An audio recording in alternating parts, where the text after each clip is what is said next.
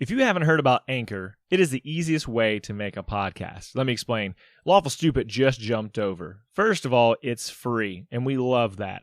Secondly, there's creation tools that allow you to record and edit your podcast right from your phone or computer, wherever you're at, all on the go. Anchor will also distribute your podcast for you. There are a lot of other vendors out there, a lot of platforms that they will make sure your podcast gets to. So it can be heard on Spotify, Apple Podcasts, and many more. And you can make money from your podcast with zero minimum listenership.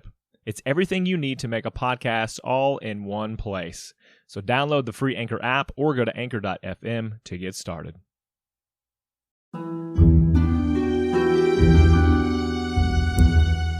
Last time on Lawful Stupid. Strong Star Boys. Kristoff got his powers back. Only better than ever. Better than ever. I'm a super magic boy. And a god, Also. and a demon, and a dragon, and a prince. And also, like, Also in love. officially no longer a paladin or rogue anymore.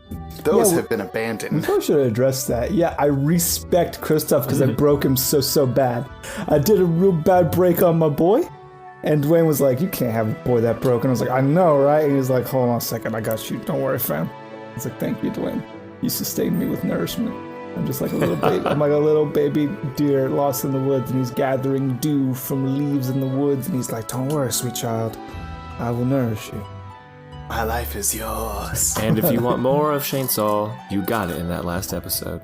Yeah, I'm not allowed to talk for the next 3 episodes contractually. He just used up You all of got his it. talking points for this episode right then, just to do the recap. Yeah.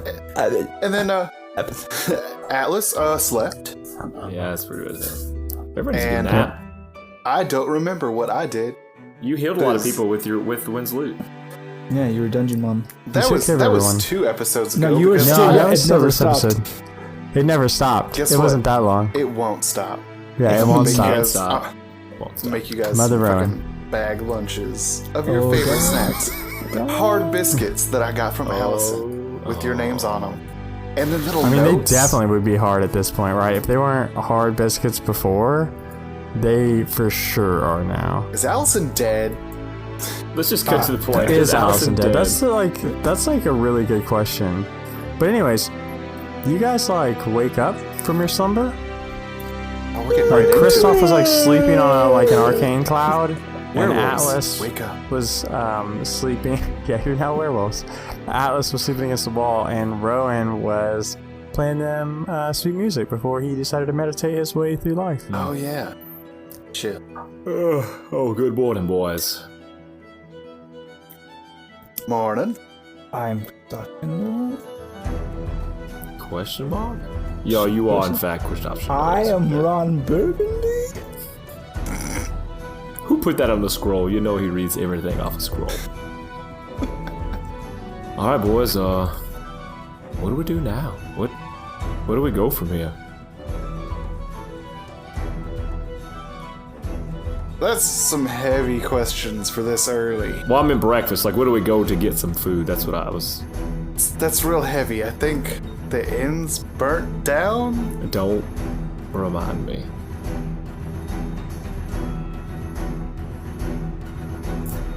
Well, I had a good night's rest. I think my bumps, my bruises are all taken care of. I guess maybe we go talk to the Magister and see what we have left to offer here and see what else we can do. Get some snackies. Probably get some food, yes. Is Allison around? Is she making biscuits still? I mean, it's not really her job. Does she have a job? I mean, that kind of was her job. It was a job, Rowan. Do you remember Allison at all? Do you remember who? Do you know who I am? Yeah, I am Kristoff Shindo, but you.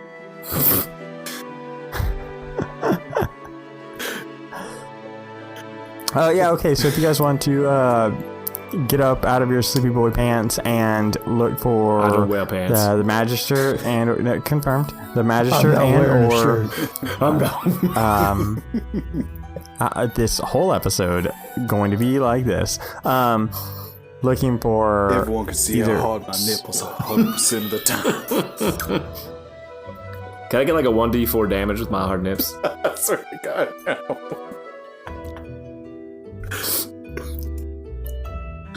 As CM slowly takes a drink of his alcohol to deal with our shenanigans. It's his 5th one in. And as slowly takes a drink, I mean chugs the rest of his whiskey. Alright, sorry, do I? So you guys want to look for some food and or find the Magister? Yes. Some vittles, yeah. You guys. So what would you like to do first? Vittles first, then Vittles. Magister. All right. So yeah, you guys walk out of the cave, and there's definitely tents set up for some of the wounded that are outside, because obviously the cave housed the residents of Oxbane that remained, but with plenty of soldiers returning from Uri and the Battle of Oxbane, there's definitely more people around. But there's definitely fire pits and different scatterings of food. So you guys can like pick a grouping of people, or you guys can look for someone you know, or we can go up to randos. Totally up to you. Find a campfire and eat, boys. Is there anything specific you guys want to look for? Do we want Allison? Or do you want to find Swan? Probably Turinga, yeah? Yes, that's freaking That's true.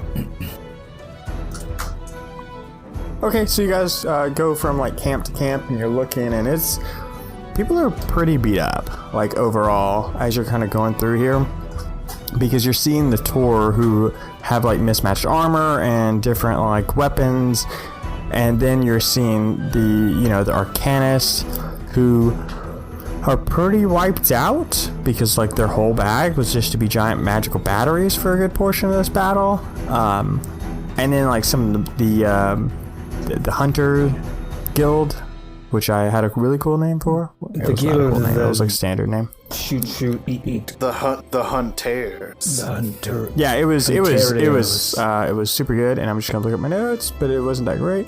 So you see those people too, and it was literally the Guild of the Hunt.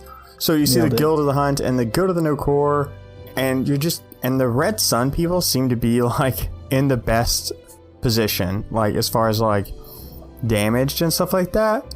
And those who are damaged, they've kept out of sight. Like they're more about presentation than any of the other guilds. But you find yourself coming upon Turinga's like campfire, so to speak, and you see Turinga and Lance and Gid and Serjodo sitting with Alaria and Captain Tyndall and Avia. Avia. Yeah, so many A names. Avia. Yeah, Alaria. I was like, she's just a ghost with us. She does now. whatever she wants to now. Yeah, she's like, oh, I'm a free independent ghost. I don't need no sword. They broke up. I'm not staying with him. Oh, F that. You know He's Captain a douche. Tyndall, right? We're an item now. He's so much bigger and stronger than you, and redder than Kristoff. He not is where it clay counts. colored. Yeah, that he would still be redder then, like, because I mean, that's he's not red at all. Oh, I don't know what that means. I don't know that that's like is that a tiefling thing? Okay, cool. So yeah, and then as well as those people is first mate Zell, and they're all kind of together and having a jovial time, and you guys approach. Real quick, about my guild of the fucking artifact nerds, are they here at all? Yeah, Okay. there's very few of them, but yeah, You're like the cool absolutely. kid in that guild. Yeah. And nerds. I want to avoid them at all costs. My guild of Lambda. Are they? well, you also think of it right, like to say? the whole point of like the Arcanist Guild is like they're looking for artifacts and out adventuring. Like they don't want to be around to fight this kind of dumb stuff. They're looking for artifacts. Now, little do they know. I found 8 since this battle started, so Yeah, that's like a they just lot. missed a treasure trove of artifacts, right? Yeah. But there are definitely some Arcanists here. Guys, just being clear, because I don't remember them being talked about, but I guess it's also because they didn't serve an important role in combat, right? Yeah. Well, I didn't know if they were just like, you guys have fun storming the city of Oxbane. They're just like... They were talked about when you guys first rolled up, because they were talking about how it was an issue in the city that Axel actually had an artifact and was like openly brandishing it everywhere. It's my hammer. Oh. That sounds familiar. Anyway. I imagine that's what he walks up to people and says like, hey, what do you want to drink? It's my hammer. That's cool, but what do you want to drink? My hammer. I don't think so. You can't drink a hammer. You can't drink that. I can. It was given to me by the gods. Yep.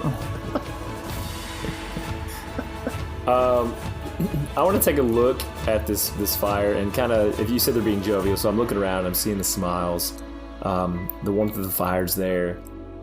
People who weren't friends before are friends now, it seems.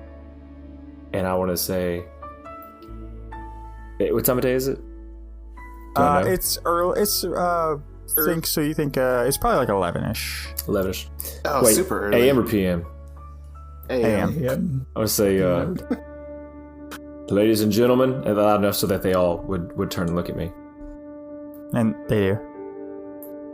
I just want to say, we've lost a lot in this battle. Definitely more than we ever intended to. But when I look around and I see all of you, despite the situation and the circumstances that we've been placed in, I know that there's hope. I know that there will be a time to rebuild. And I know that we will be the ones that will forge a new future, that will have the sun rise on a better day. And I'm just happy to call you friends. And I want to pull Kristoff and Rowan in close to me and say, I love you guys. I'm giving him a big old hug. I love you too.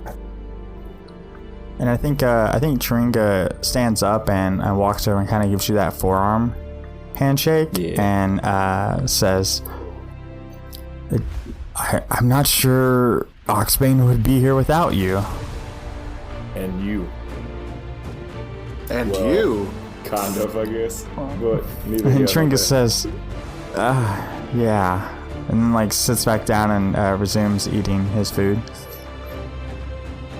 I will sit down next to him. Yeah, there's like a pot over the fire, and there's this thick stew that they were making. It's stew o'clock. It's time to do the stew. And you guys just sit down, and I guess if you want food, you have food.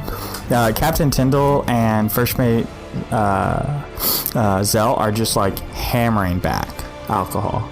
Just going to town. Oh, getting in on that. Oh yeah, for sure. You walk over, and the first thing the captain does is hands you his captain stash, The coolest and dude. hands it to you, and he says, "That's great, such a great captain, letting your man give a speech like that. Very captainly of you to not steal the limelight, as it were." You know, as a captain, your words are precious. You don't want to waste them at any given breakfast.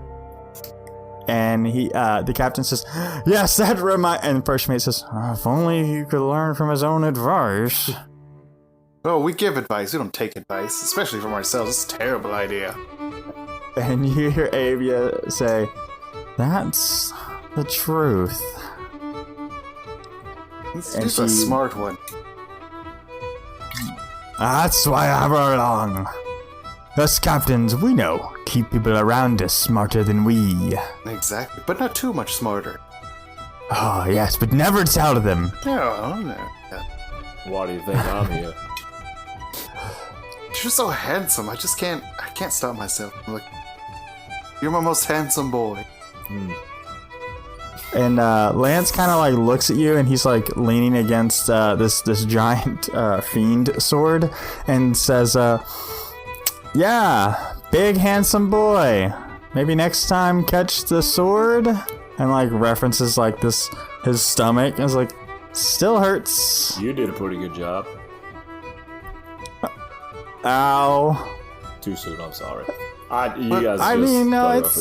the wound's healed up. It's still just. But look how badass so fresh. it is. That's a pretty cool scar. You're gonna definitely get at least like a +3 to fucking intimidations from now on, for sure. Yeah, but think of all the persuasion checks that aren't gonna go well. Just keep your shirt on. Unless you're trying to persuade them that you've seen some shit. And you don't recommend Confirmed.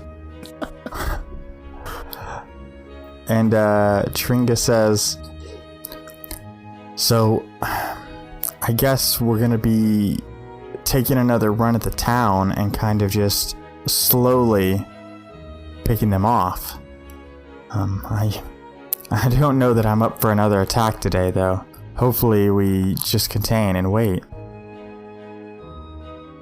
Yeah, that's the idea, yeah. Yes. They can't get Exactly. any more reinforcements now since the door is destroyed, and I think it's pretty safe to say there's no survivors in there at this point. Like, I mean, at first that was one of the large concerns, but then the time had passed, and also we blew the shit out of that town with magic cannonballs.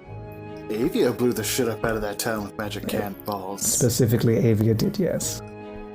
And Avia looks at you guys and goes, no. Technically, I was helping on the... No. That was the people on the ship, not me. Pretty smart and modest, Captain. Yes. You know how to pick them. Yeah, she's one of the brightest. And Lance says, are you guys going back today? No. And Sir Jodo, when you say that, like, he looks at you and goes, not interested in helping today? Oh, I guess closing the door and locking it wasn't enough help. Shit. You're right, we are not interested in helping today. And the group just kind of looks at you, and Chiringa says, hey, look, I understand it. I don't think I was meant for a war. Personally. Saying that you're a lover and not a fighter. No, I signed up to be a guard, right? Like, war's a little different. Petty theft's one thing. Throwing some drunks in the jail cell, one thing. Fighting something twice my size with a giant sword? No, that's okay. It's alright, Tringa. I found that a man can't know he's ready for anything until it happens. You can train and train, but until the battle is raged on, you just can't know. You've performed valiantly. Well, I fought, and I now know I'm not interested in war. I don't think anyone's interested in war. I mean, except Svan. He perhaps is probably interested in war, but... War. What is it good for? What is it good for? Absolutely nothing, in my opinion. I'd say it again, too. You guys... Have you guys been drinking? Nope. What do you even have, Ben? Not today. Did you ever stop, Rowan? I got to sleep sometime. Okay. And, so Captain Tyndall looks and says... he kind of, like, stumbles over his words. The slur catching up with him and goes... I'm pretty sure that Frostfindle and Svan were looking for you three. But I'm not really sure. And he takes another swig of ale. That I didn't dream all of that. That makes sense. And first mate says, oh no, he super didn't dream that. He's super drunk. That happened. They're looking for you, and he's a terrible messenger. This is why he has us. Thank you, Zell. I just remembered Zell is a Goliath, and he has a much deeper voice than that. Oops. Just edit in later. Just No, super won't. Can we get This James is the Earl behind the Jones in on scenes. this podcast episode? Yeah, can I get the Batman voice, which is just Dwayne but gruff, in? That's what I want. Gruff. Dwayne Buttgruff, not McGruff. Dwayne McGruff takes a bite out of the crowd. Yeah. Chicago, Illinois, 60652. Yep. That's just gonna be my Scooby-Doo impression. It'll be great. Dog, where?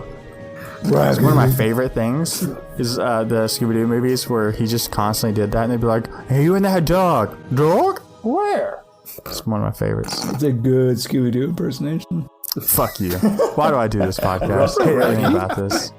Yeah, no, it's fuck you guys. You do you.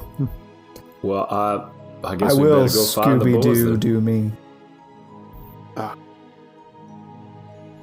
let's go find Frost and Findle. Findle and Frost, and Thank you for breakfast. You've all been a delight. they're very delicious. Thank you for sharing this ale that I'm now taking with me, and you can take it up with the Magister to get you a replacement. Christoph, I have a question for you. When you bow like you just did, why do you rub your hand across the ground? I never understood that. Oh, it's mostly just so they know exactly how low I'm bowing, low enough for my hand to scrape the ground. If I were to bow in a less low fashion, it would mean not quite as much respect, but my hand would be able to sweep freely through the air. It would be a more graceful scenario for me, but it wouldn't show that utmost respect to the person that I'm bowing to. I like that. Okay. Now seemed like the good time to ask. I could teach you. I'd very much like that. But we should probably go see Finn first. I could put you in a waistcoat and teach you how to dine and all the proper etiquette and circumstance, and then I would like that very much. I'll think about it. it would be like that scene in Anastasia. Oh, it's a great story. It's a great play. So we go find Frost and Findle. Yeah, so you guys go like camp to camp and tent to tent until you see Frost, Spawn, and Findle like talking around a table, and they've got some like different like trinkets and papers on the table, and they're chatting. And when you head towards them, Spawn says, "Boys, are we feeling better today? Very much so, yes. Never better. Get some much needed rest." Excellent. Excellent. We've got a bit of a problem. The Magister didn't return. Oh, That is an issue. He owes us station in gold. Well, he's not back, and we haven't found his body yet, but we also haven't taken another stroll through Oxbane. Was he in Oxbane? He did not seem like the leader type. Pretty sure he was showing face, as it were. I think he might have went a little too far for his own good. Got confident with a tour at his side. But Shit. Even if he died, it's an honorable death for that. Whoa, He just no got one some said he's dead, respect for Rowan. that. He is. No one said he's dead. He's probably dead, though, Spawn. Let's be real. He's not back. Findle, not so loud. Why? It's not like we're gonna start a panic. We've already been in war, Spawn. It can't get worse. Oh, in my experience, you never say that.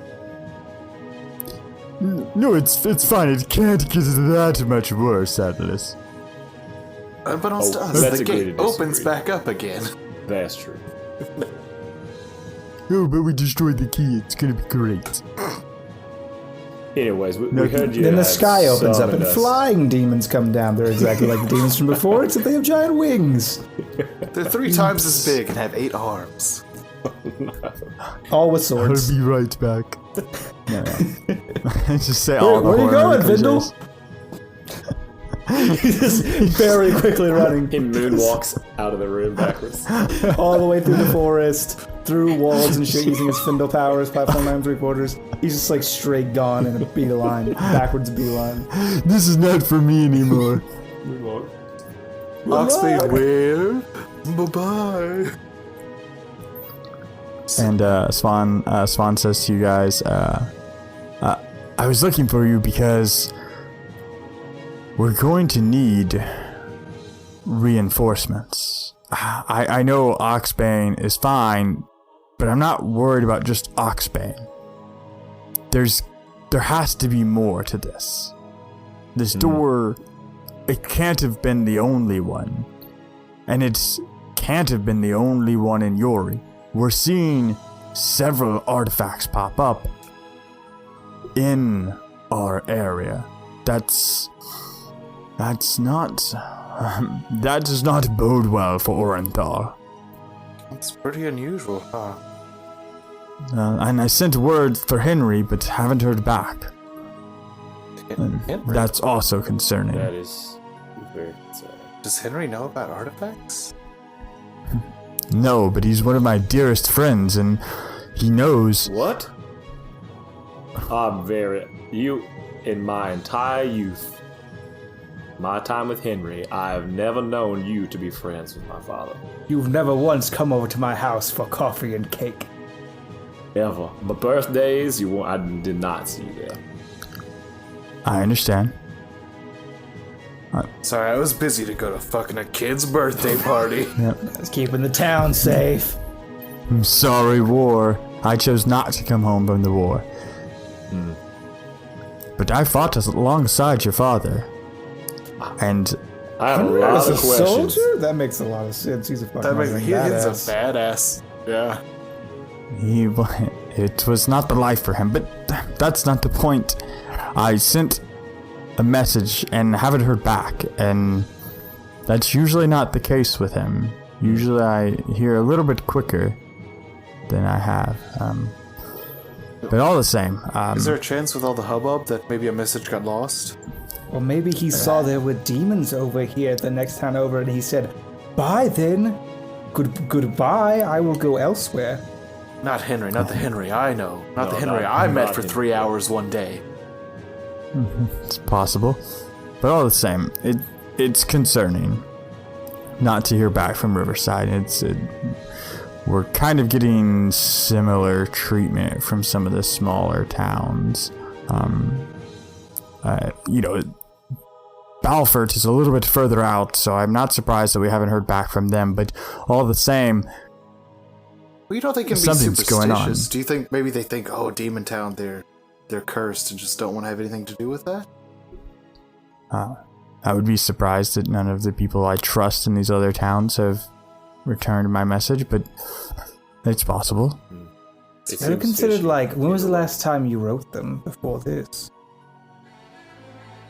And he kind of looks at the table and says, I don't think that's really important, Kristoff. Maybe they just miffed at you. Maybe you're not a very good pen pal.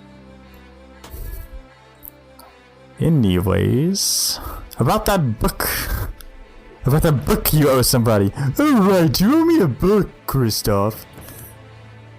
I'm very glad that you asked, because I cast Wall of Water! then I cast a Ray of Frost, and I make it an ice wall, and then I leave. Bye! Alright, you do that. And Spawn looks at Vendel and Frost and says, oh, that was about as productive as every other time. I'm Wait, sorry what do for you- my friend. Yeah, do you guys need his book? We can just get the book back. I would like my book, yes. But no, that's not why we asked you guys here. Well, he went through an existential crisis, now he's like double powerful, and he's just... Every chance he gets, it's fucking Wall of Water, freezing it to ice, and then it just runs off. And Frost says, I'm kind of sad he came back. If that's what he's gonna do every single time he shows up. That's our friend you're talking about. It's been a day. Frost doesn't know what I'm saying about him right now, but he does see me on the other side of the ice, just chiseling furiously with my dagger, just like... Oh no, you already walked away. You can come back and chisel your ice. You just walk. Yeah, Frost really And chisels one my more thing. eyes. Turns back around, chiseling ice. He's real angry. Swan says to Atlas and Rowan and says, you guys have been so helpful. I was hoping you could check the neighboring towns and at least check in to see why there's no response. I'd look over at Rowan and say, I don't know. I feel like part of me has to go and look, but I've got some heavy things on me I need to work out. And Swan says, listen, I'm not asking you to go and come back, and I'm just asking you to go and make sure they send a message just so we know they can be accounted for. For all we know, something similar happened to them. It's true. And Findle says, Swan, that's not really how these doors work, per se. And Swan says, excuse me for not taking the word of someone who's not exactly reliable right now. So I'm gonna make the safe bets, Findle. Look, 3 things. 1, Findle's super reliable. I trust Findle with a lot. 2, Atlas, that's like your dad. So we should, check on him, despite what you're going through. And 3, I need to use the little boy's room. Well, 1, yes. 2, yeah, I'll go to Riverside, but I don't feel like tromping all over creation. Just because. We just go to Riverside, check on your dad, then we tell them that we go to the other places. It doesn't matter. And 3, go ahead. Okay, I'll be right back. Not to sleep. Listen, guys, I'm super interested in what you got going on. But you're sending just 3 of us? I mean, what do you think that we're gonna do? Save the fucking world if pressed. All I ask is you go to these towns and get them to send a message back. I just to check in. I'm not asking you to go and start a war or fight in this war for us, but we have soldiers for that. You guys aren't exactly soldiers, so I was hoping you could at least run an errand. Yeah, we owe it to the people here who have fled to these other towns too, to let them know. Hopefully we'll clear this out and their home will be their home again. You can go separately for all I care as long as you go check on the towns. Get them to send a message back. I just want to know everywhere is safe. We know Yuri is safe. But I'd like to check on the other towns. Okay. I'll confer with the boys, and I don't think we'll have a problem. We'll just probably need to come up with a plan. Excellent. Excuse me. Oh, here he is again. Can't you just use magic? Can't you just scry your dudes?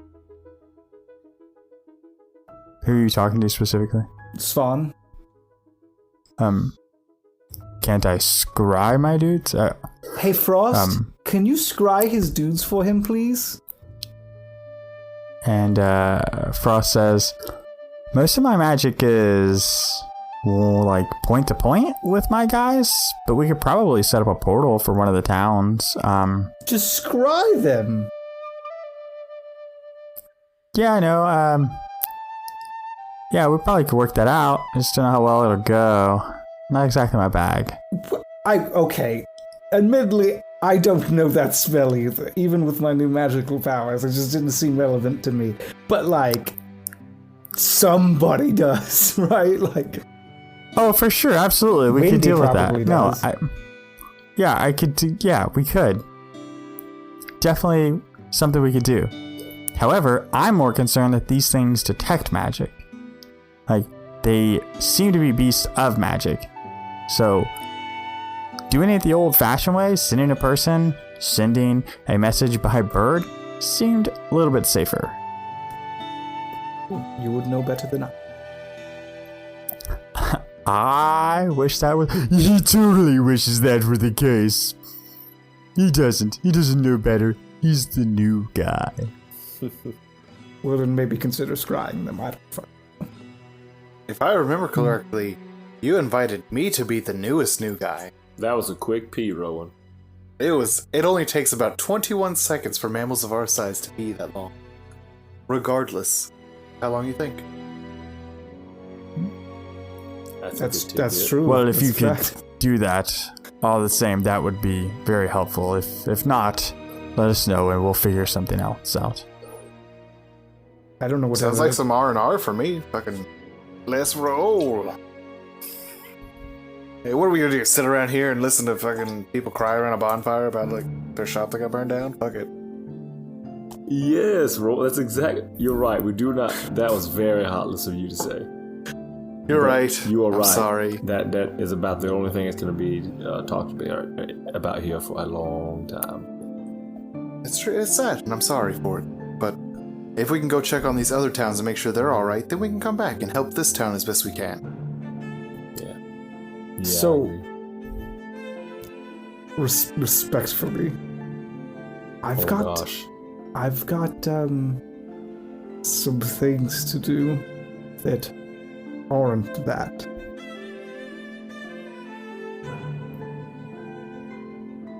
I understand.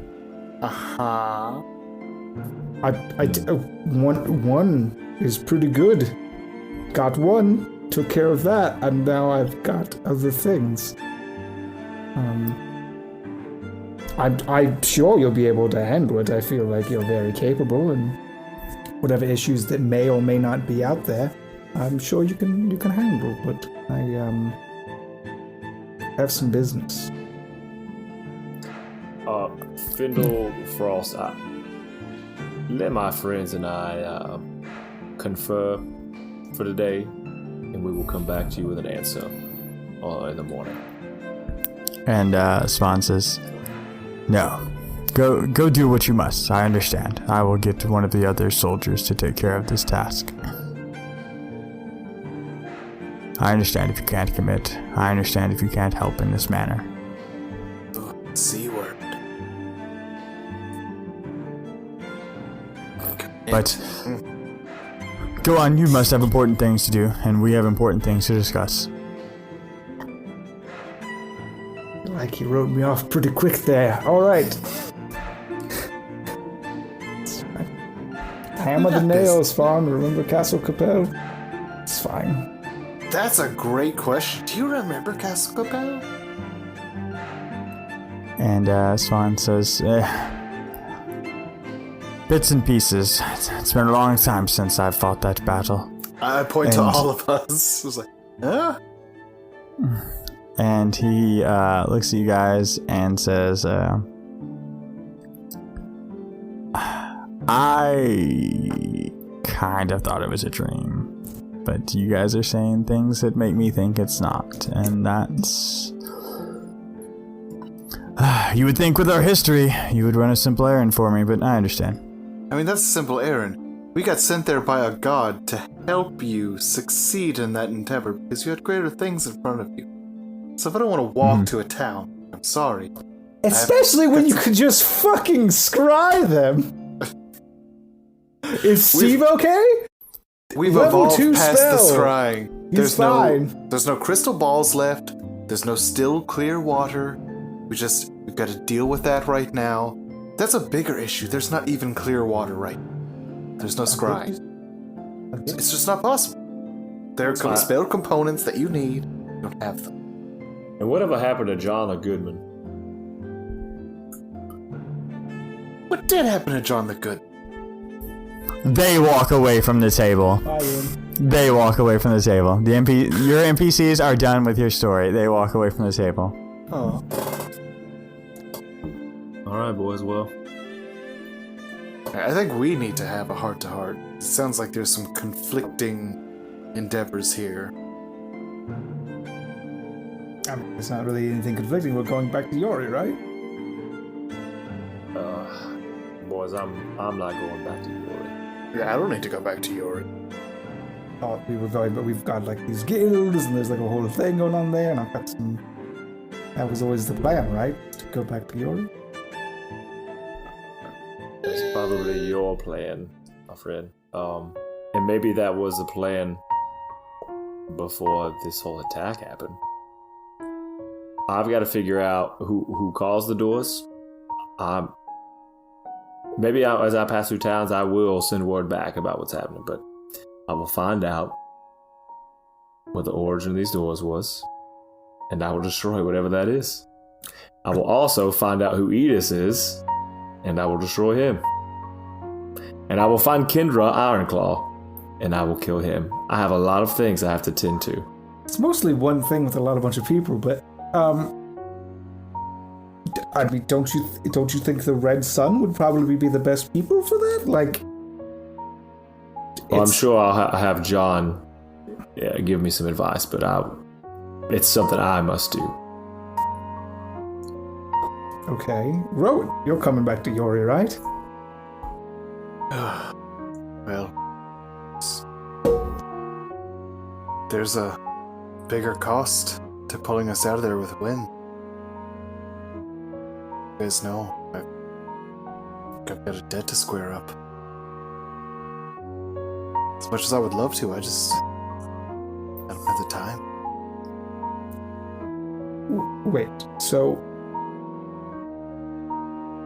we're not gonna be together anymore? For a time? Maybe just a little while. I mean, I'm sure I'll come back to Urim as I'm traveling. I mean, it can't take more than a couple weeks for him to track down some fucking thing, whatever it is. A month tops. Yeah, he just has to find an iron claw. You could probably even make one. And I just have to go get a thing, probably. A couple weeks tops. I mean, what will you be doing? What are you going back to Yuri for? I guess at the school you're in. Is it windy? It's not windy. I have to make something very special and important. I can only do it in Yori. Mind if we ask what it is? It's a weapon. Ooh, interested in that. As am I. It's a weapon pointed directly at the heart of all those who take their power for granted, and all those that would hurt the people they're trusted to protect. I get it. Nobility. Yes, specifically. Not just aimed at nobility, but the cause itself of nobility. Yeah. It shouldn't take that long, right? But what if it does? What if we don't ever see each other again? Oh, that'd never happen. I mean, Wynn definitely wouldn't let that happen. Wouldn't you say, Rowan? I mean, probably not. I don't really. I mean, we hang out from time to time, but Last time I interacted with Wynn, he showed me my father, and that was very special. But the time before that, he showed Rowan my death. My future inevitable death. oh, that was forever ago. Last time I talked, well, not the last time I talked to him, it was probably like 4 times ago. He showed us leading an army, which kind of just happened. So everything from now on is kind of our own choice, I guess? Oh. Well, that's good. Yeah, because he showed us leading an army. And But did. we didn't really lead that army. You came up with the plan and we were in the front of it. It's kind of leading. Oh, I mean, all right. And when I tell the story, it's exactly what I'm going to say. Led the army against the demons and closed the door.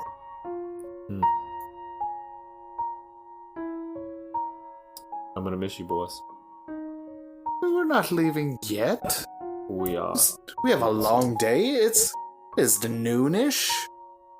I'm almost done drinking this bottle. There's a lot of day left.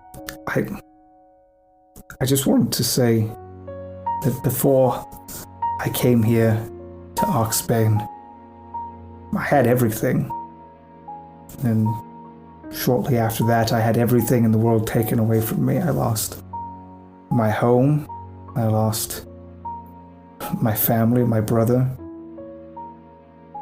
Everything that was important in life was taken from me.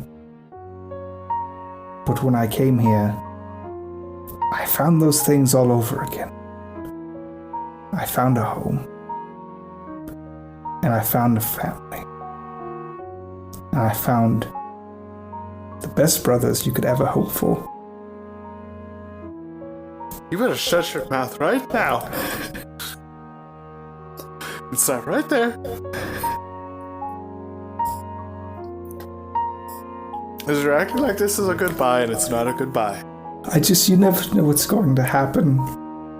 I just really gonna miss you guys.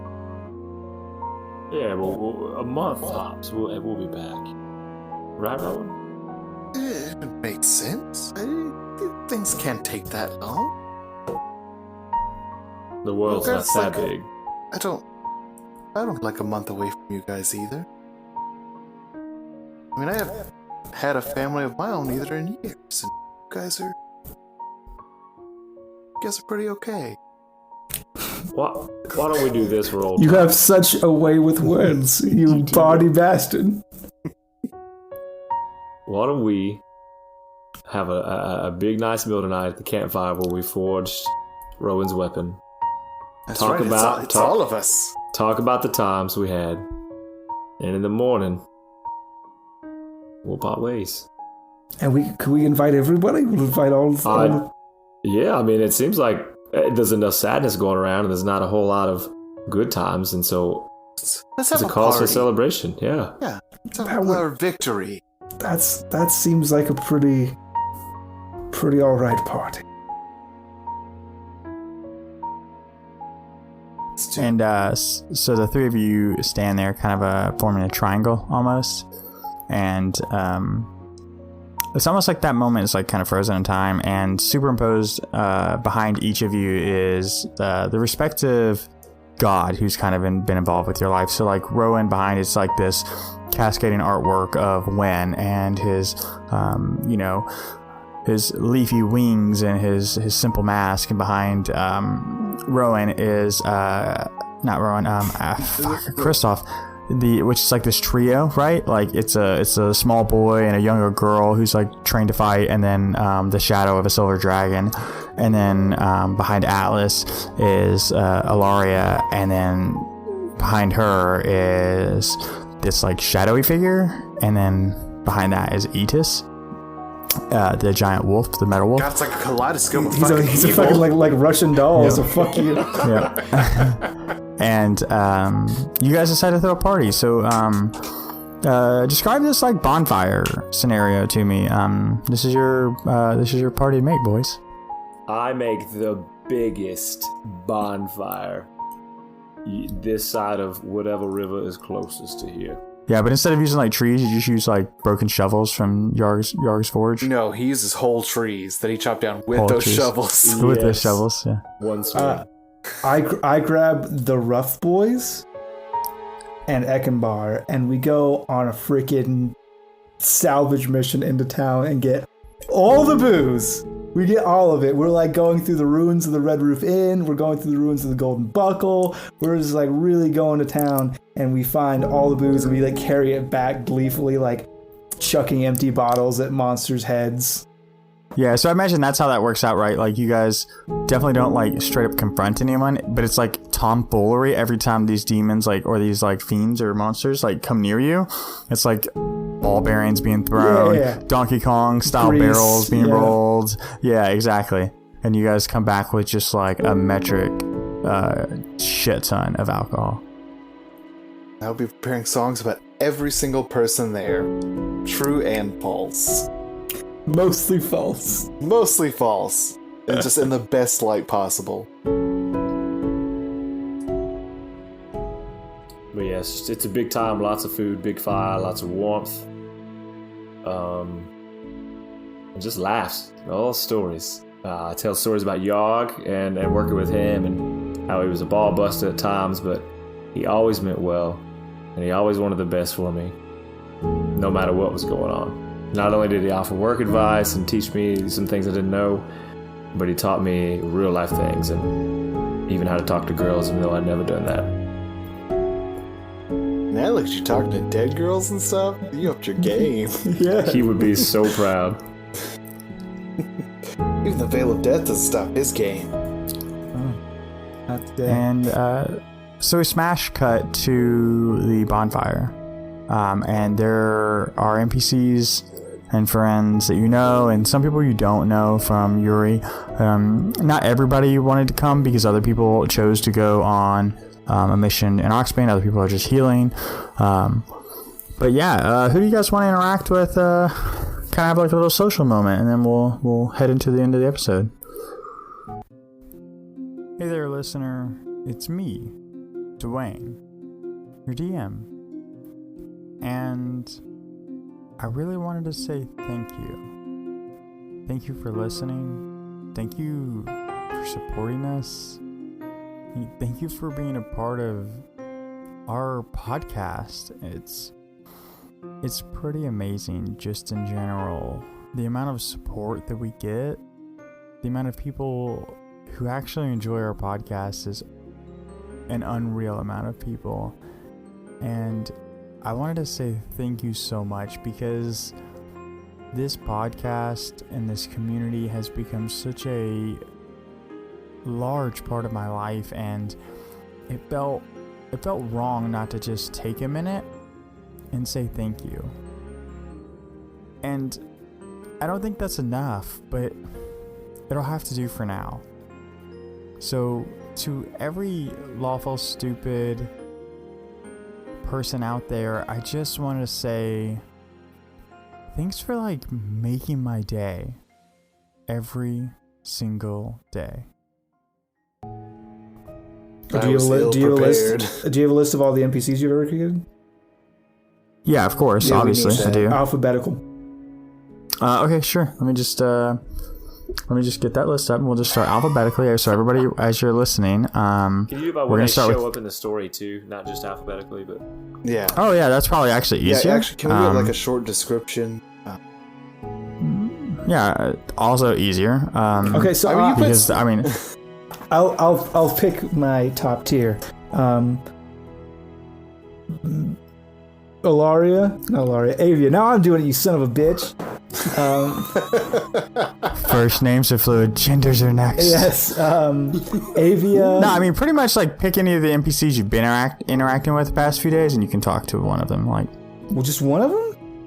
Just one. We're gonna do one moment. We only have so much time left in this episode. Avia, Wendy, and Spawn. Okay, everybody can have two, but then they're shorter. You can have two shorter interactions, or you can have one long interaction. We have things to do, boys. It's gonna be a longer episode already. Okay. All right. So who's up first? Rowan's up first. Go ahead. Rowan, tell me you want to interact with. I want to interact with Findle. Good call. No, great. Okay. Yeah. No, I love it. I wasn't prepared for that, but I love it. So I think Rowan, you're sitting there playing the lute, giving everybody some good jams while we're around this like massive bonfire. I like to think this bonfire is like, I don't know, 15 feet in diameter, and it's just like this roaring fire. And had you guys not been so victorious, you might actually be worried about it attracting the enemy. But you know there's like a night mission going on, and you already have some distance between you and the fiends. And so you're playing this music, and there's a sound of people and happiness and laughter, and there's people dancing, and there's plenty of alcohol. And I think that Sir Jodo and Gid had like put up like these weird like spits over the fire, but like the first time they did a pig, it's just like crisp, and like, oh man, bad call. So then they like got them near these spits near the fire, and we're like cooking pig, so everybody's like eating pig, and it's just like a great time. Yeah. And so Findle sits down next to you, and he says, "Beautiful music, Rowan. Thank you so much for playing for us." No, Findle, thank you. You've done a lot. Kind of you to say, but I'm not sure how much the helping outweighs the hurting. You know what? I take the lute and I move it a little bit so he can get a little touch of that. And I think the first time he touches it, he puts his hand, because I imagine he's sitting on your left. He puts his hand like on the neck of it, and you kind of see the clarity roll over him a little bit. And he says, "Do you mind if I and kind of motions like towards the whole loot. Have at it. And so he takes it into his hands, and he kind of plays like a simple like child song. Like you as a bard would know that it's almost like Goron's version of Twinkle Twinkle Little Star. Yeah. Like it's like that common, and he's kind of playing it. And he says, "Conversations with Wen, fiends, artifacts. You've seen a lot. Quite recently, Rowan. How are you holding up?" Oh, I'm good. Ain't nothing but a thing. How are you holding up?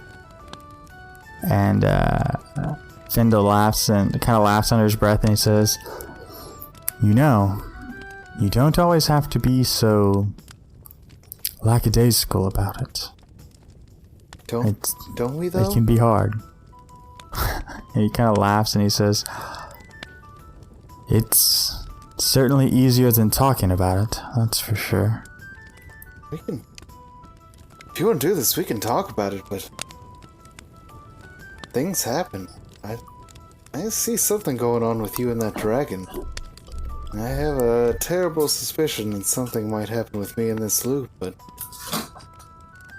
And he looks at you and says, "It is both a gift and a curse to have an artifact, Rowan. And it's... honestly, the very magic that's the only reason I'm here." It's true. I mean, things are what they are. Everything's a gift and a curse. God, the knowledge that we exist is a gift and a curse. And Findle smiles and says, "It used to be like that. Oh, you It used to be just like that." still are. I see you for you. And he says, What will you do next?" That's a good question. I usually don't think past the moment. I guess the... And he says, "Eventually, Rowan, if life has taught me anything," and he kind of looks at Piper, the silver dragonling that kind of is like perpetually around his neck or on his shoulder, says, "You'll learn that those moments, they're all you get, but they're not all you'll want." That's once. Once are one thing. Memories are another. Things that actually are a totally different thing altogether. You just have to take it. Everybody gets a lifetime. That's enough, right? He says, maybe it's different being an elf, but our lifetimes are a little bit shorter than yours, and I'm lucky to have such an extended one at a cost. And bearing an artifact is not glamorous for everyone. And especially to be bearing one of Wen. Not unless you make it glamorous. And he kind of laughs and he says, "Rowan, is there any way I can help? Is there something I can do for you?" No, you just keep being you. And I'll always remember you for you. You just remember me for me. So I'm going to be telling a lot of stories. They're not exactly going to be all me. But you'll know. And he says, there are plenty of stories out there. And I hope at the end you find your own. Talking about Findle, we're in my own right now. You're in it. They're in it. Everybody's in it. And he kind of like, he plays out the rest of that child's song and kind of hands you the loot back. And as you can kind of see the transformation start to take place, he says, "I hope you stay safe, and I hope the path you take is one of yours." I think it will be, Findle. I think it will. And Findle kind of looks at you and says, "Do you know the one about the mage and the mouse?" No, tell me immediately.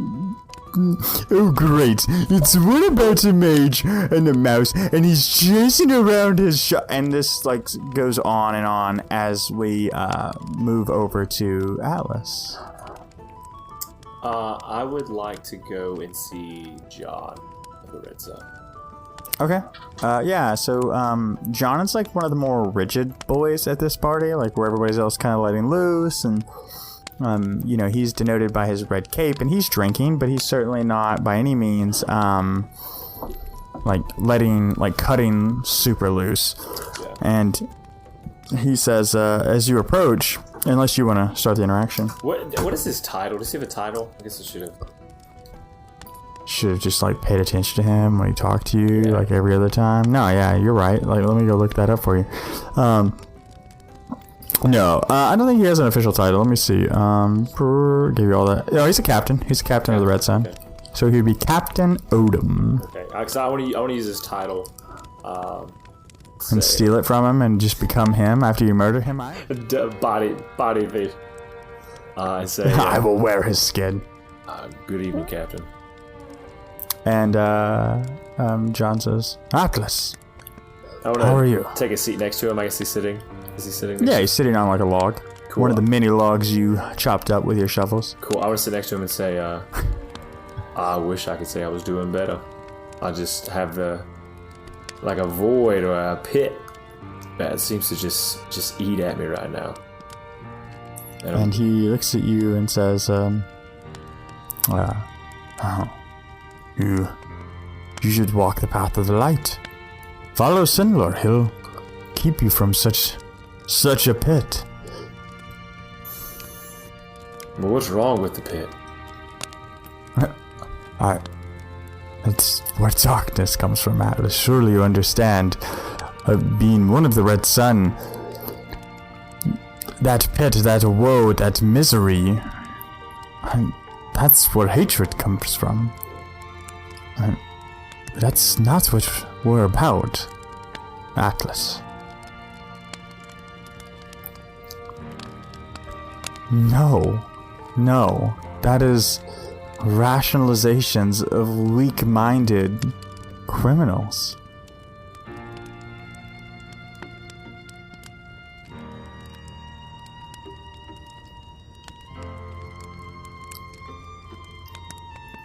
We do. What makes you think we allow this? We came here to fight, Atlas. We came here to stop it. Everywhere shadows rush and the darkness approaches, the light, we will be there to meet it.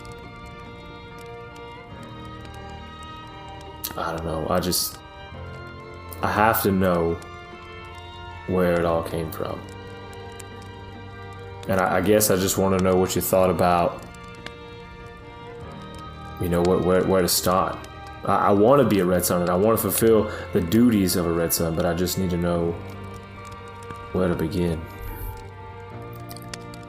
That sounds like a loaded question, Atlas, because I'm going to toe the line. You begin the Red Sun, you learn, you follow Sinlor, you defeat fiends, and you fight off the evils of the world, and you can't embrace whatever hatred you're dealing with. And I think as you're sitting there, that like tree that you're sitting on, like the one that you like freshly cut down, is like kind of starting to wilt under you. Like it's starting to like gray and age as you like sit on it and you're touching it, because like you're bare bottomed on it essentially. Mm-hmm. And like you super noticed that. Maybe it's not that easy, John. And John says, well, it's a heck of a lot easier to just give up.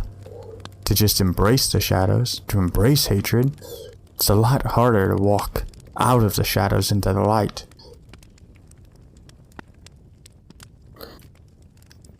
Yeah, I mean, I guess I can see what you're saying. But I think walking with the shadows and not into them is a possibility as well. And John says, what you're talking about, Atlas? Walking that line like that? It's a dangerous game. It's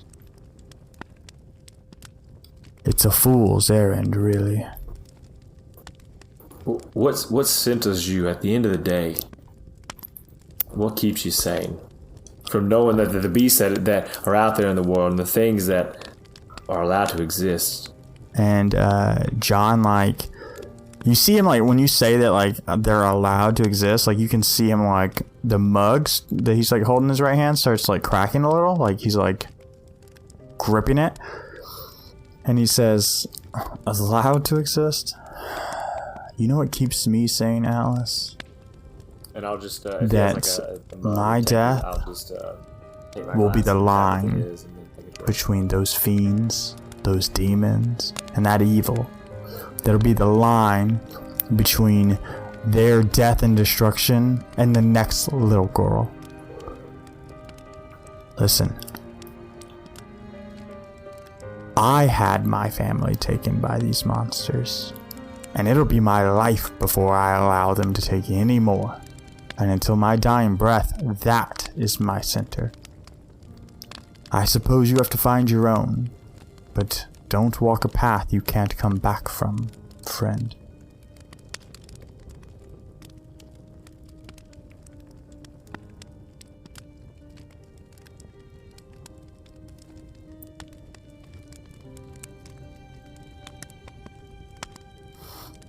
I think you both sit in silence together for a while and kind of just like finish drinks, and then when you walk away, both of you notice that like the side of the log that you had sat on has kind of like shrank and decayed and severely aged, and the side he sat on is like very normal and very healthy.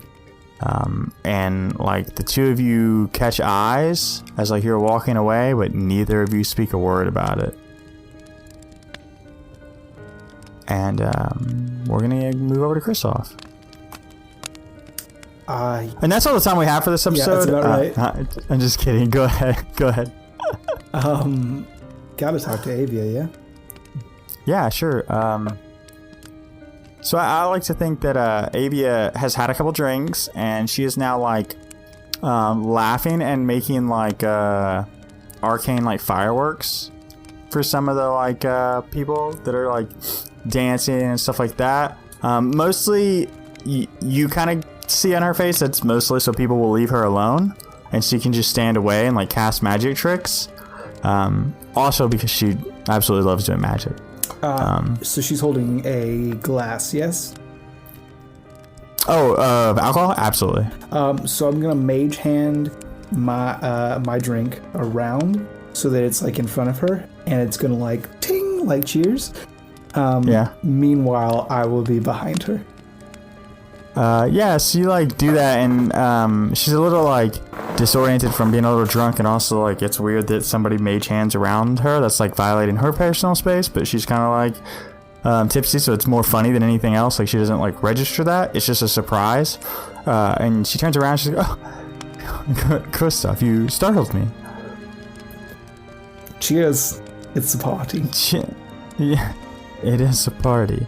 It's good that everyone can relax. I guess. Yeah, I mean, all things considered, it's due, I believe. Yeah, I think so. How are you? I'm apprehensive, to be honest. I've got an interesting road ahead of me, and I'm not going to have Rowan and Atlas with me. That seems strange. You three seemed really close. Yeah, we haven't actually known each other that long, but we've been through a lot in the time that we've had together. I should say so. But we're just on different paths right now, so it's going. And where does your path take you? Back to Yori. Something I have to do there. What are you going to do? I wouldn't have thought Yuri. What are you doing in Yuri? I'm going to... I've been drinking a little bit, but I'm going to start my own guild, Avia. And she kind of laughs a little more heartily than she should probably at that. And she's still... I think that might have come off wrong. I've definitely been drinking, but why? That doesn't really seem like your thing. There isn't a guild right now that does what I need it to do, so I'll have to make it myself. And she says, more than a little interested, says, and what kind of guild are you looking for that doesn't already exist? One that shows people who haven't been afraid for a very long time that they have a reason to be afraid. One that stops the people above from stepping on those below. And when you say that, her eyes like widen, like there's this level of disbelief. And she says, you should really be careful when you say things like that. I guess you're right. Maybe I'm just too deep in my cups, huh? Listen, I'm a traveling witch, mageess, sorceress, whatever word you want to call it, and I've seen plenty on my time on Goron, but the last time I remember people talking this way, it didn't end well. And while Orenthal is an open place, most people in power don't respond well to those types of conversations, Kristoff. There's more than one kind of power, Avia. You should know. You're one of the most powerful people I know. And she kind of like, when you say that, it almost makes her sad. Like she looks down, and this face of guilt falls across her, and she says, I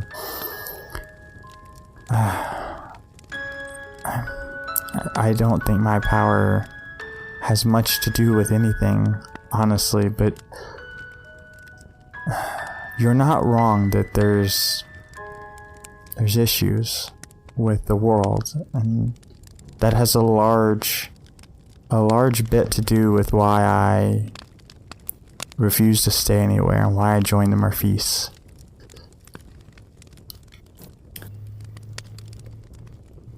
It's not exactly the least dangerous road that I'm walking. I could use someone with power like yours. And if you ever did want to be in one place for a while. And she kind of like the two of you are drinking, and she kind of like snaps her fingers, and your drinks kind of refill, but they're more like they're kind of like glowing, the most right? Like the arcane powerful blue sorceress in the world. And she like giggles to herself and to you and says, "Listen, you don't stay a pirate with magic without being able to give people booze. That's like one of the first things drunk pirates ask for, but maybe we should..." And she kind of like motions, and you guys, motions for you guys to like go further away from the group. And she says, listen, I'm not a politician, and I'm certainly not somebody who wants to play the games of courts or royalty. What are you suggesting? I want to scare. I'm not trying to do a coup. I'm not trying to take over. I've had my share of crowns and ruling, and I'm done with that. But there's people out there who just are routinely being mistreated by people who have taken a solemn oath of a sacred responsibility to protect them. And they don't know what to do. They're powerless to resist. Someone has to be championing them. You have the Red Sun to take care of the demons from other planes. You've got the Arcanists who take care of mysteries from beyond our understanding and beyond our time. There needs to be a guild out there that takes care of the monsters that we see every day. And when you're talking, she's like drinking this cup, and so much to the point this hers is almost empty. And it's not like this like panic drink. She's listening and she's drinking. You can tell like she knows this drink, right? Like this is her thing. And she says, and you want me to join you on something like that? Yes, if you would be interested. I think that there's more to you than you realize there is to you. And I think that you could do a lot better. How you currently, I know it's your life and I know you chose it and there's nothing wrong with it. But I just think that you could do so much good. And she like steps backwards, kind of away from you, and as you say that, and she says, listen, if it's just my power you want, I'm not interested. It's not just your power, it's you. I've gotten to know you for a while now, and you're not just powerful, you're smart. And you care about the people around you. You don't like to show it. I know, I'm very much the same way. But every single person around you, you care about. And you want what's best for them, whether they're smart enough to realize it or not. You are. And so you try to look out for them. There's a lot more people that need looking out for than those aboard the ship name, the Drunk Sun. The Drunken Sun. Yeah, hey, good job. Nailed it. Then aboard the Drunken Sun, there's people out there all over the world who need somebody to look out for them.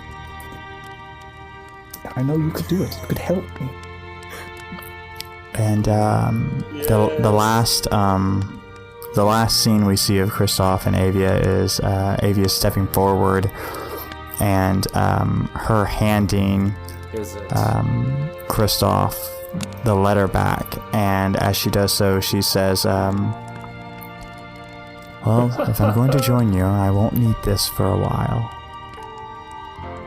And then you guys spend the rest of the night, I think, playing music and drinking, and I think there's definitely a game at some point where First Mate Zell and Atlas are like tossing Gid and Sir Jodo over the fire, and just like and like the first person to drop them, and like the more you drink, and like they're playing that game, and you can hear everybody yelling, and at first it's funny until it goes super poorly. I would like to prepare an action to cast Frostbite on the fire if one of them gets dropped into it. Oh, I think at some point like you do that, but you're so drunk, like you miss the fire, but like make this weird like dangerously inappropriate for anybody ice slide and like Gid like does this like weird like rolling slide down and crashing into like some like logs and stuff like that, but like everybody's laughing, and you know, the drinks, the laughter, the songs, and the stories go into the night, and we watch the embers in the fire kind of burn. And you boys wake up, and it's daytime, and you kind of decide to say your parting ways. I am Kristoff. So early. Too early. Rise and shine, boys. Not ready yet. And so for the sake of time, we smash cut through this wake up and hangover, and you guys are getting ready, and you're all standing together over the forge, and people have left, and there's still a mess, but it's just you three who remain. And you guys say your goodbyes. Goodbye. Goodbye. Always That's had a two, way that's with two goodbyes. Yeah. Well, it's not goodbye forever. No. It'll be no time. We'll be back where we were. Of course, you both know at this point that in my heart I consider you both true friends. So if you should ever be in trouble, Whisper you your should need name, me, simply whisper my name and I shall be there. and I will grab my pack and I will walk away. And so you do that. You two boys want to wrap up? Rowan? Chris. You make sure you're running in the right direction. I don't think there's a wrong direction. Nothing is as it's been, but makes your face like it. Listen, we both came to Oxbane. I put my hand on his shoulder. We both came to Oxbane because we were running away from something. It's time we started running towards things. It's a good sentiment. I like that. And I hope that after what we're doing now, the next thing I'm running towards is you, buddy. There's no other place to.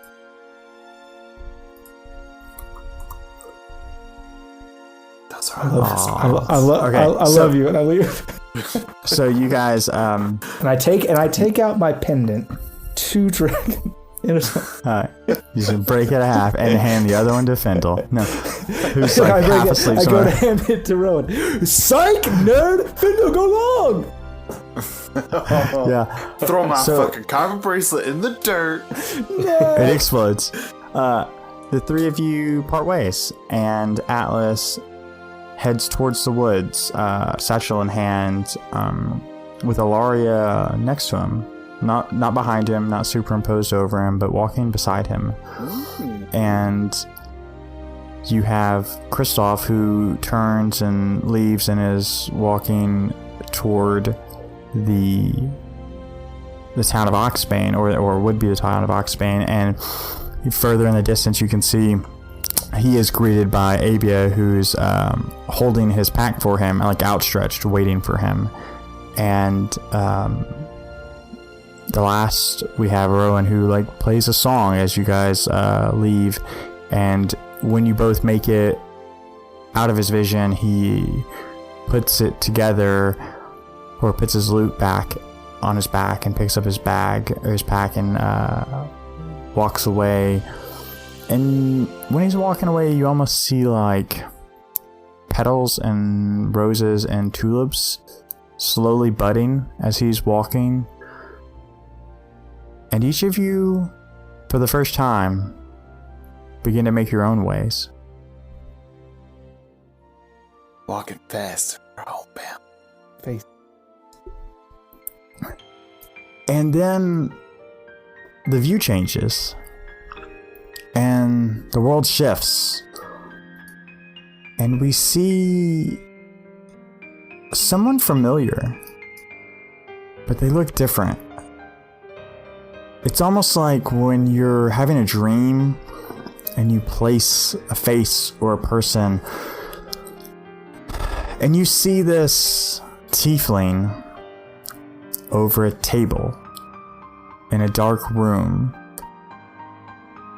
And above the tiefling, there's these magical orbs of light that hover, cascading shadows and this eerie luminescence in this makeshift office.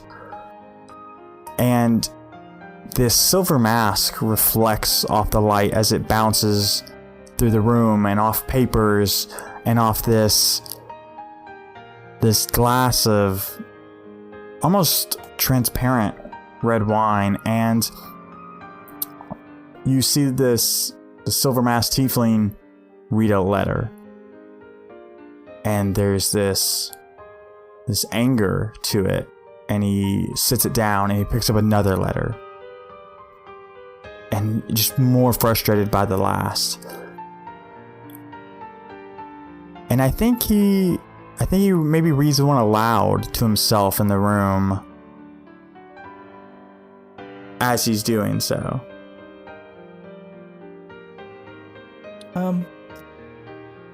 Don't really know how to start this letter. Dear Mr. Silver Serpent? I don't really know the title.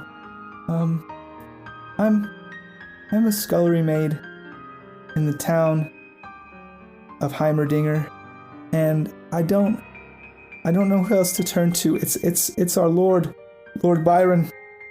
He's become so angry since his wife passed, and he beats us, and he withholds our pay, and he withholds our food, and we don't know what to do. And I heard about what you did.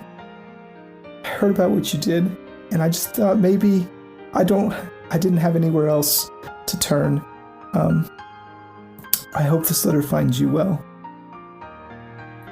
And I think the Silver Serpent slams the letter down and picks up another one and reads another one. Hey there, Mr. Silver Serpent. It's me, Sheriff of Townville. You ought to know, our Lord has been preparing for war. We don't know how, we don't know why, we don't know with whom, but I suspect it's the neighboring fiefdom of Villetown. And I think that, well, this war ain't gonna do nothing but line his pockets, and lots of good men are gonna die. So if you're into doing that thing that I heard that you're into doing, let us know.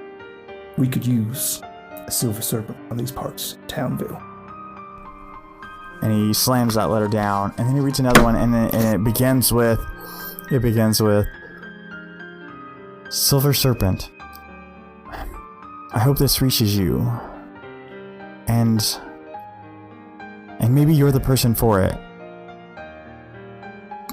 But our king, he's becoming abusive, and the Silver Serpent slams the letter down, and the next one, Silver Serpent, please help, slams it down, and he does this for more letters than seems wildly appropriate.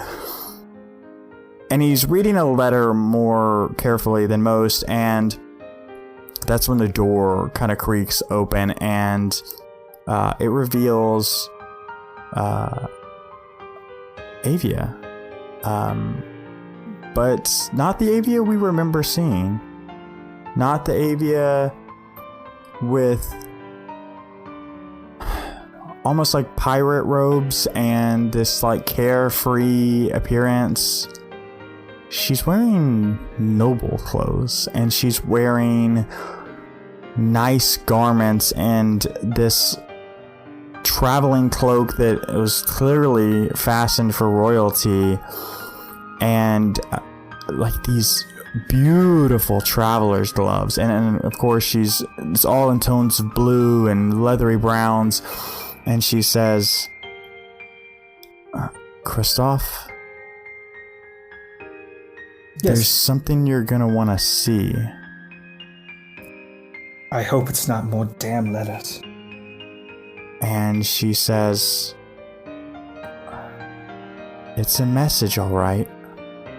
And she kind of walks in, and on her left traveler's glove, there's a like raven sitting, made of like shadows and smoky tendrils. And she kind of reaches her arm out, and the raven like leaps from the glove and bats its wings real hard and like strikes you in the face.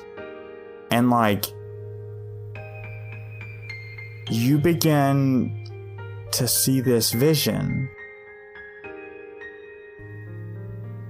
and then the view changes, and this dark cellar, this makeshift office disappears and falls away in fragments.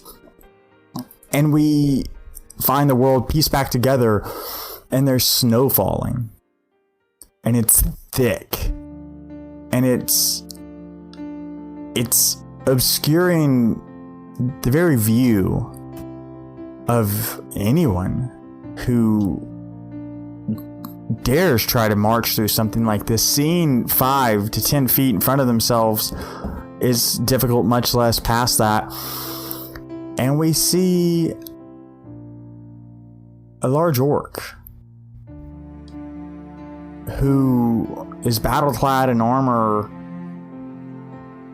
and is wearing this red bandana wrapped around his head and covered by this metal mask. And the parts of him that are exposed to the elements almost blend in with the snow. And our viewpoint shifts to face Atlas, and he takes off this helmet, and we see as he kind of like blinks, taking off the mask, his left eye open, and we notice that his right one is shut with a scar over it, and his hair is long and messy and covered in ice, and his beard is almost a little disgusting from like the march through the snow and him weathering the very weather itself. And we hear Atlas cry out to the world. How long has it been? How long must I go on fighting against myself and the evils in this world? Laria, what good is it all? She's going to say, why you? Why us? But more so, you did it. You became stronger. Became stronger? What do you think becoming stronger is? To lose my eye? To the very man that keeps your soul captured in this sword? How is that stronger? She stands in front of you. She appears, and her appearance is different. It's more solid. It's more who she was. It's not this weak form that she has shown before. She's in that leather battle armor that she had worn in when you replayed out her memories. And she says, You're your own person, Atlas.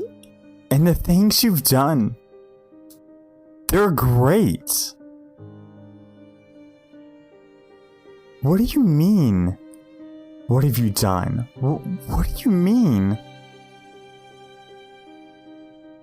I don't understand. Strength comes from being the strongest. That's what strength is. It's having the right answers. It's knowing exactly what to do. Here we stand on this mountain, 2 years from the time we set out, with nothing to show from it.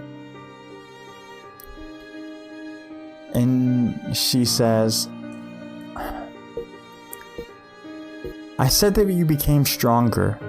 I did. I said those words, and I needed you to be stronger, and you've become closer than anyone else, and we've become closer. And there's something missing. There's more to it. I'm not following. You don't realize. You don't get it. This curse on me, it's a curse on you too. I was bound to this sword long before you ever showed up. Ever appeared. And it's my fault. My desire for vengeance, my need to put those who have done any wrong on me to want to do that back to them. It was my own undoing. And in fact, Kenra wasn't to blame for any of this. I was. Or whatever consumed him. Whatever. That's not the point. The thing I relied on to get my vengeance, my family sword, it's my prison. And it's your prison. And of course strength is killing. It's by taking the lives of other, and you see her vision shift and break, and it's this darkness pouring over her and sliding off of her, and the white snow is this, it's almost like this absence of light is pouring around the two of you. This white pouring of this blizzard disappears, and she says, if you're going to prove your worth, it is by killing Kenra and everything that stands between us. And if there's some god, we'll kill it too. And all of the shadows like explode. And when they explode, this wave of darkness slides out. And you see her again, and she says, no. Strength is more than that. Strength is found in weakness. It's found in doing things that others can't or won't do. Strength is found when you think everything's gone or that all hope is lost. It's something that everybody gives to you. And it's something that you gave to me, Atlas. And at that point in time, I am reflecting on Rowan and on Kristoff and on what they might be doing at that point. And I say, friends give you strength. And as you and Ilaria are talking, and almost like it's a talk that you guys haven't had in a long time, so focused on this vengeance. This like trail of smoke pierces the blizzard and the whiteness, and this shadowy raven collides into your back, and the smoke pours through your chest and almost passes through to Ilaria, and you, this shamble and dirty orc in this white, pristine blizzard, you begin to have a vision. And the world fades away. The snow, the blizzard, the ice, it all melts from view. And we see wagons. And we see these tarped, covered wooden wagons. Almost a caravan of sorts. And we see the familiar loot in the hands of our most beautiful boy, and he's playing a song, and you can see around the caravan, these wagons are kind of encircled, and you see them playing music and songs, and Rowan's telling a story to these like small children, and I think it goes a little something like, it's your turn, or I edit it out. Okay, you're frozen on my screen too, so No! I can't. And that's when I said, "Get out of my room," to which he replied, "Get out of my mouth!" And the three kids kind of look concerned, and you see like this elderly lady go, "Oh, I think that's enough. Time to go to bed," and rushes them off. And I think you tell more stories to the adults left at the fire. Yep. And there's stories that entrance people. There's stories that makes people cry. And as you're talking and telling this story, you almost hear like this rustling in the woods. And something to note, and something that is always different about this caravan, is your bonfires are always purple. They are purple in color, and they always spark, and they're always, it's almost like when you tell a story, they tell a story,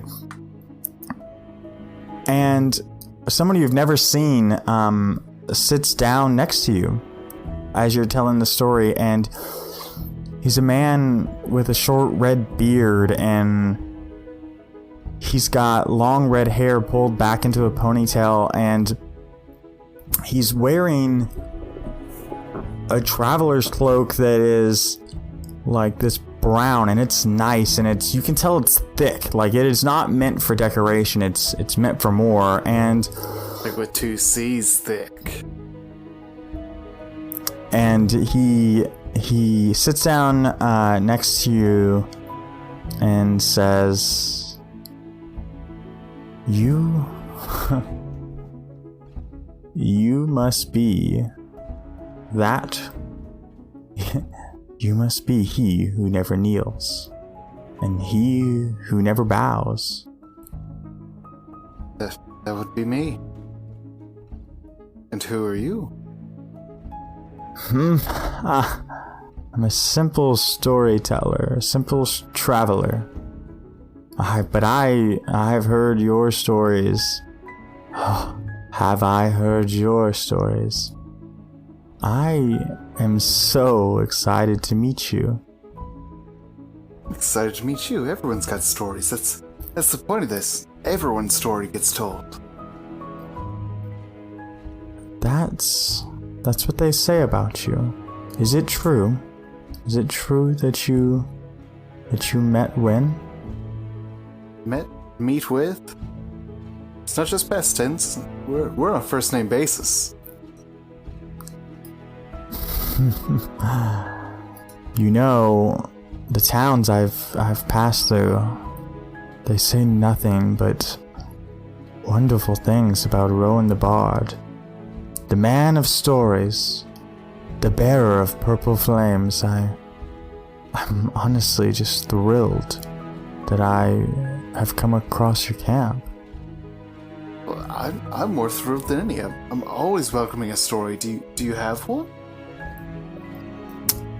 And he looks at you and says, I'm sure my stories are not as interesting as yours, friend, and all of these people, they're not gathered for mine. Well, that's the thing. They're gathered for yours. We're gathered for all stories, big and small. So if you've got a story, I've got money, I've got food. Whatever you need, it's yours. And so, he turns and he says, have you ever heard the one about Ashenwing, the Fable Maker? Can't say that I have. And he kind of looks towards everybody and says, then I have just the story for you. And the night goes on and he tells his story, and it's a story like one you've never heard, because most of the stories that you're brought are family stories or stories of folk and legend, and nothing ever sounds as real and as strange and as intimate as his does. And I think at the end of the night, you two are just chatting, and you part ways, and your normal thing is to like pay gold or food, and he's just taking neither. And I think at the end you insist, right? Like you insist that he takes some gold. Sure. And begrudgingly he does, and you'll later find the next day that he leaves it on one of the caravans. And you're telling yourself the same story you tell yourself each night over the purple flame, but the words are lost in the wind. And you hear the lute strum.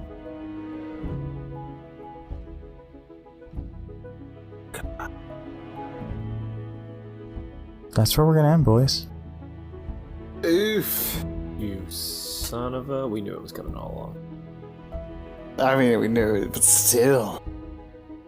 The drama.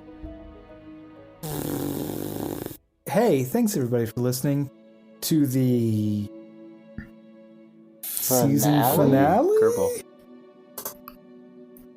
Yep, the season finale, season 1, arc 1.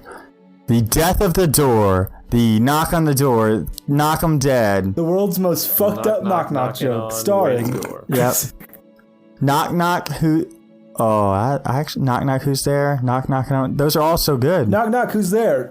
Death of your loved ones. Death of my Knock loved ones who's there? Who? Yarg. Oh. Oh, Yarg's a wasn't ghost always for gonna be Halloween, Yarg. that's discussion. Because when Devin roleplayed Yarg's death, he cried and it made me cry. Yeah. It's a true story. Knock who's there? Everyone's tears. All of these are great, wonderful episode titles and season titles. You know, just That's like Alice's old nickname was Ghost, and is it ironic that his mentor is now a ghost? / also his girlfriend is a ghost? And his dad is a ghost. damn. We just found Everyone out. I touch is a ghost. Yeah. Oh no. Hey, so just real quick, I know we're doing the wrap up and this is not appropriate, but my audio cut out right as you said the last thing to Rowan, and I have no idea what you said. Ooh, that's excellent. a You can surprise. find out when the episode airs. Dog, that ain't fair. I lived the Star Wars. Not today. But yeah, no. Thanks for listening. Thanks for listening to 41 episodes of our nonsense. Of all the times that we've ever said, hey, go give us a rating on iTunes. This is like a complete product now. This is like a complete segmented product.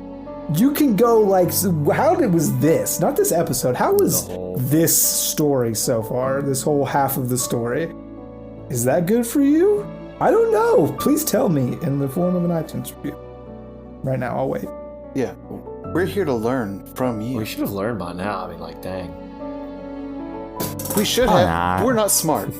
Not smart men. We need I'm just direction. now asking for reviews, like specifically about our product and not our podcast. So probably not. If you don't tell me which letter to stop on, I'm just gonna keep licking the ABCs. It's just how we do. All I know is that your reviews matter, and that's really what is the deciding factor on whether we get renewed or not for next season. Yeah. If we don't Nielsen ratings are real. If we don't get 10 reviews by the time there's time to record the next episode, we just can't do it. We're just not allowed. Yeah, it's true. iTunes will shut us down. Yeah. It's a rule. Yeah, they'll send a cease and desist letter to all of our houses. Yeah. Kind of get syndicated, so if you could just be cool.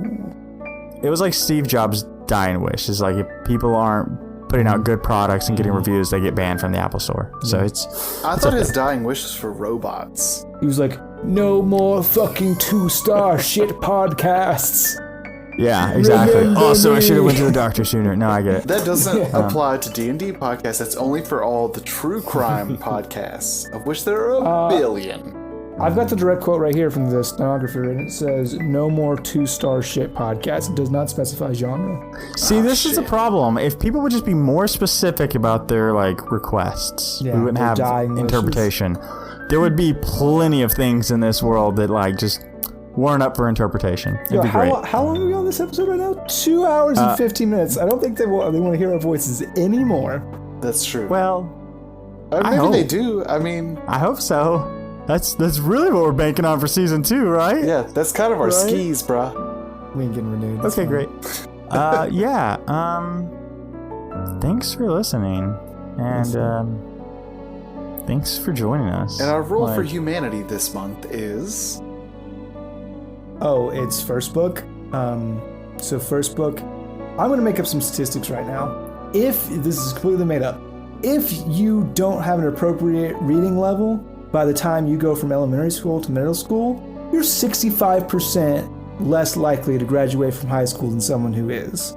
So it's really important that people start reading, kids, and start reading early. That's where first book comes in. It gives people their first book. It ensures that people that are in need and at-risk youths get books to just love them, just love books and to learn and to better themselves and get these rich vocabularies, a very lengthy lexicon, if you will.